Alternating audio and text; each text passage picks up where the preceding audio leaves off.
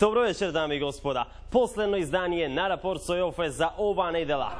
Вчера се зезав со времево, нели цела недела е никакво, па реков дека кај да ќе дојде и зима, и баш ко заина е денес пука сонце.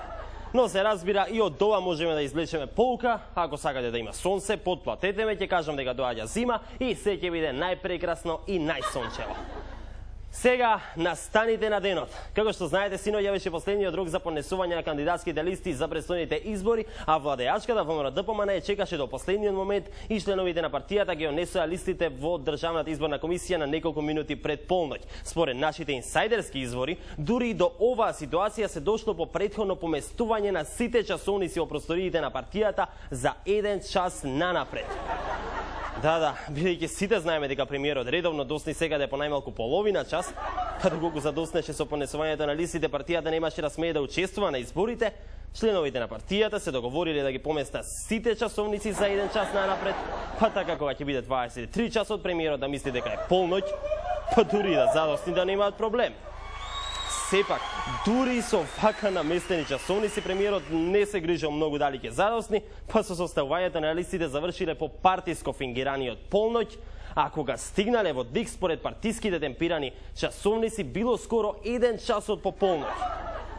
Токму така, цела среќа што им текнало на ова, инаку ќе останевме без ВМРО-ДПМН овие избори.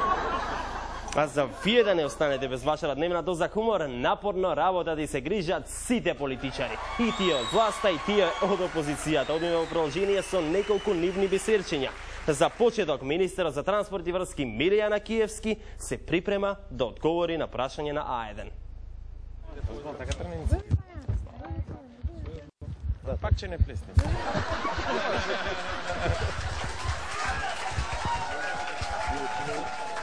Зошто го плескате човекот, бе? Немојте така, баш е фин. Океј, втора точка на дневен ред, господинот вице-премиер за евроинтеграција Васко Наумовски. Човекот е на вистина познат и нема кој не го знае. Еве како си помина на вчерашниот европски појадок. Мистер Васко Наумовски.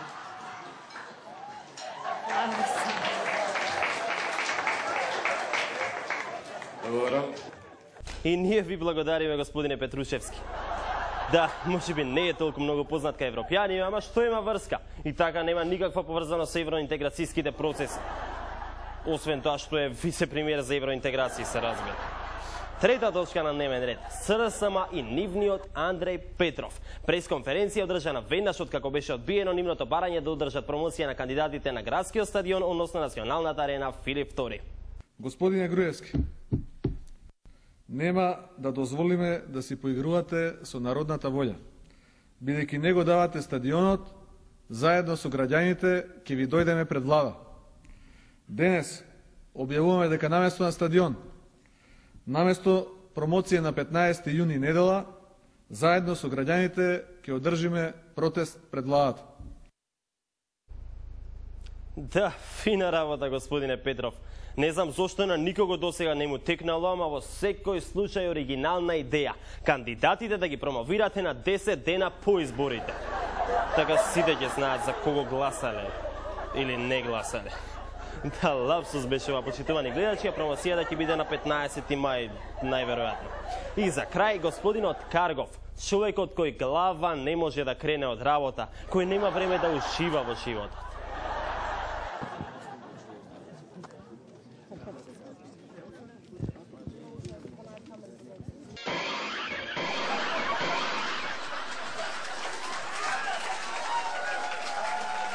Да, мило ми е што господинот Каргов сепак успеа да одржи рамнотежа, да остане на нозе и безбедно да стигне пред новинарите.